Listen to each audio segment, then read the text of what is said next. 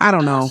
It was like I just looked up one day and there he was, standing over there beaming like the sun, shining, looking like forbidden fruit up in this motherfucker. Oh, this is the day the Lord has made. Yes, he did. I thought to myself, oh my God, who is that? I know him from somewhere, right? But where though? I mean, I had literally been living at this same address for about 2 years now, and never have I ever even noticed anybody living in the house next door. There was something so familiar and mysterious about him though. I couldn't quite put my finger on it, but there was this highly intense, very powerful, magnetic pull for me to come towards him. And although I felt like I knew him already, something inside me wanted to know so much more. So you know I had to play my position like Steph Curry in the fourth quarter with 3 seconds left on the clock and go on over there and shoot my shot. Brick. Crickets. He didn't say anything to me at first. He just stood there staring at me like I was a damn unicorn or something, and he ain't never seen that before. But when he did speak, it was like a bolt of lightning between us, like I had just connected to his Bluetooth, and from that day forward we were automatically connected every time we saw each other. When we first spent time together, it was a night I couldn't forget, a night I would eventually start to daydream about every day for the rest of my life. Well, not that long, but you get what I'm saying? Because when we finally did what grown folks be doing, it touched pieces of my soul that I didn't even know was in there. And now, I know what y'all thinking, but it wasn't sexual. It was spiritual. Like the angels was in there, singing. I'm telling you, day one, we were A1 we. Our connection, our energy, our bond, sacred, solid, familiar, like family, like home. Meeting my twin flame awakened emotions in me that I had never felt before in my life. His presence alone brought out qualities in me that I have always had but too afraid to show, right?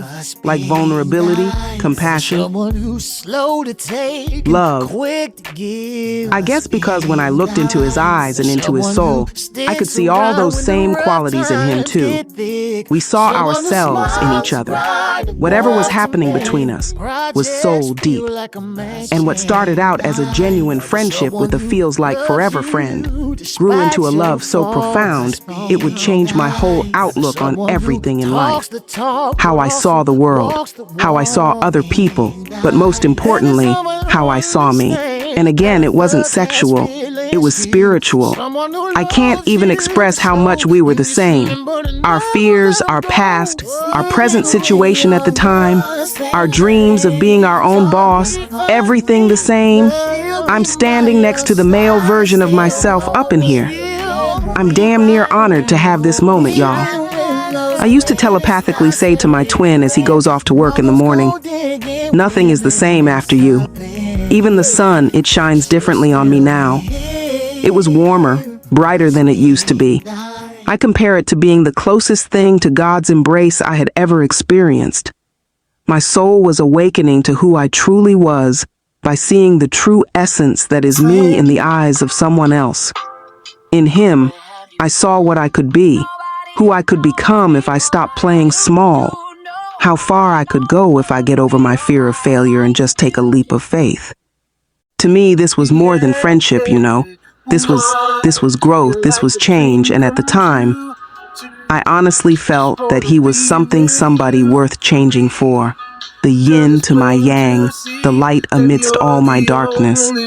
This was an answered prayer, a gift that I would forever be thankful for, and that roar, that calling which sat dormant inside me for as long as I can remember, grew even louder each day. Now, when I was praying for God to send me somebody just like me, I should have specified whether I meant the old me or the new one, because what I ended up with was a mirror, a direct reflection of who I had been in the past up until that point. And trust me, I did not like what it showed me. I'm tailing about the good, the bad, the downright ugly of not what's on the surface, but of what lies beneath.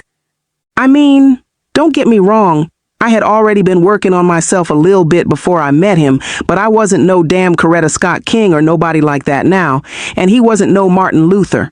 I fucked up when I assumed the feeling was mutual, but I guess that's why they say, Don't assume because you make an ass out of you, and yeah, that was me. I must have chased that man until I had Flintstone feet, extra big toes for extra ground grip. The harder I chased, the faster he ran. If you have never experienced the twin flame journey, there are no words that I can say to you to make you understand this dynamic, but I'll try anyway. It is the bestest, worstest, most lovingest, hatingest, lightest, darkest, non-relationship, relationship I ever had or didn't have in my life. I went from feeling extremely blessed to extremely played and frustrated by his silence. After a while, he no longer had time for me, but I would see him spending time with other women, so you know what I said? Two can play that game. The only problem was I didn't want to treat him like that. I didn't want to hurt him like that. Meanwhile, I couldn't even get so much as a phone call from a motherfucker who literally lives right next door. I sat in that room for 3 months just watching and waiting. I guess for him to notice me there. I guess I was hoping that one day he would see that I am his person, and that I was everything he wanted and needed in a partner, except I wasn't everything he wanted though. He never said it out loud, but he gave me the impression that he wanted someone with money, status, someone who could help fund the lifestyle he was accustomed to living before he met me, and here I am standing beside him with none of those things to offer him. Sure, I could give him unconditional love, loyalty, and safe space for him to be his true self without judgment. But you can't pay no bills with that, so none of those things held any real value to him. I was so hurt by his rejection. I thought he was God's gift to me, for my obedience, for my perseverance on my journey. I thought, finally I have a partner to share my dreams with, somebody worth changing for. And when that didn't happen, it left a void in my heart that couldn't be filled with anything other than my tears. This situationship got so heavy on my spirit, so much so that I had to leave the state. Twice. I can't even lie to you, when I left, I was mad at God. I would say, Lord, why would you do this to me? You know how I am, you know what this could do to me. Why would you bring me this far and then force me to have to walk away? I felt betrayed, hoodwinked, bamboozled, but with a little time and a lot of reflection, I started to see that meeting him wasn't really about a relationship with him at all. You know that mirror I was speaking about earlier? The part where I saw the true essence of myself in him? Not just the good, but also the bad? He mirrored all that back to me. This man used all my old tactics to conquer and destroy me, and I was not prepared for that yet. How I use sex and silence as a weapon, how I can be the best thing that ever happened to you one day and turn around and be your worst nightmare the next. How I don't do enough in one situationship, then overcompensate for that in the next one. I couldn't win fighting against myself, and if I was ever going to have a successful, meaningful relationship with anybody, these things would have to be dealt with first, so I surrendered. I didn't want to fight against the old me anymore. I wanted to be my own ally and advocate for my higher self. Now listen here, heifer. You're not about to keep fucking shit up for me, then dragging your raggedy ass back to the shadows as I struggle out here in the 3D real world trying to make a real transformation. One of the hardest things you'll ever have to do in life is face yourself and come to terms with the fact that one of your biggest ops is and has always been you. Even though I was still hurting, I still had so much love in my heart to give and no one to give it to.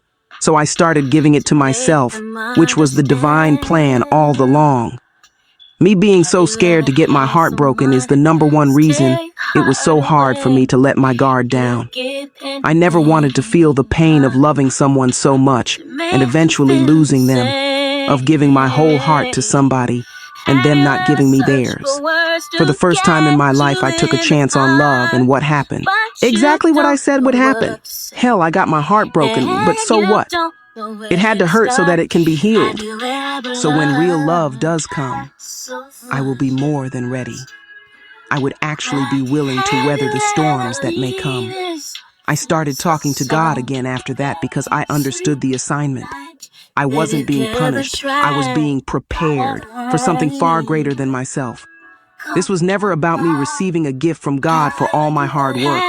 It was about me actually doing the hard work and discovering that it was me who was the gift all along. I may not have walked away with the divine partnership of a lifetime, but what I did walk away with was a lifetime of divine purpose. I have been placed in position to lead, to inspire, to show people the power of change. I only speak from experience in these videos. I have lived these words I say to you. I can't take you where you're going in life. All I can do is show you a better way to get there. The rest is up to you. Now, as we all know, in any situationship with even a little bit of history behind it can get a little funky. He and I both could say some things to hurt and embarrass the hell out of each other. But why? I still feel so blessed to have met him. I still can't deny the impact that meeting him had on my life. The creator, the healer, the warrior who I became before the breakthrough after the pain, y'all. He was necessary. He had to happen. He taught me more about myself than I ever cared to know, good and bad. And I'm forever thankful for the experience. I'm grateful for anyone who has ever taught me a valuable lesson or whoever has been there for me when I needed you. Especially you guys. I don't know where I would have been if either one of you had not been there at some point along the way. Thank you.